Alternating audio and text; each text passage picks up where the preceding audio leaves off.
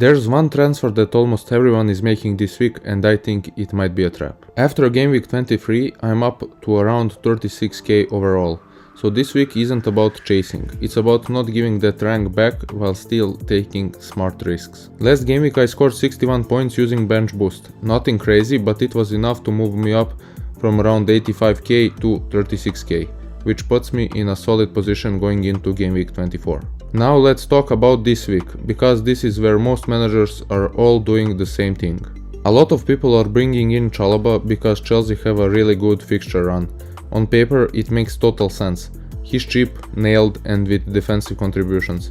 Even without a clean sheet he still can tick along with points. But this week Chelsea play West Ham, and in 5 of the last 7 meetings West Ham have scored.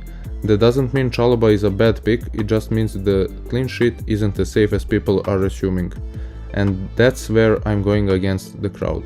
West Ham are fighting relegation and Bowen is their talisman. Everything goes through him.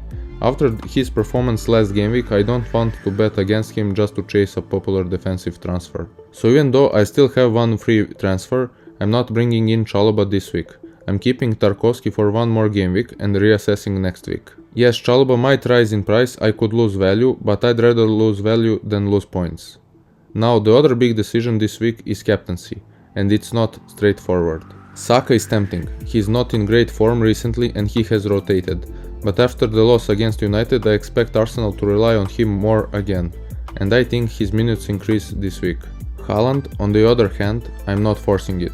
He's blanked a few games in a row, and this isn't the game week where I feel the need to chase him just because of ownership. In the end, I'm captaining Bruno Fernandes. He's on an excellent run, returns, assists, bonus points and strong defensive contributions. His involvement gives me a higher floor than most other options this week, and that's exactly what I want at my rank. Now quickly on my bench decisions. I'm benching Dubravka, Gardner, Steve and Theo. Dubravka is away and I don't see the upside there over my starting keeper, Raya. Gardner was close to starting, but I prefer backing Bowen's attacking threat against Chelsea rather than hoping for a midfield return from Everton.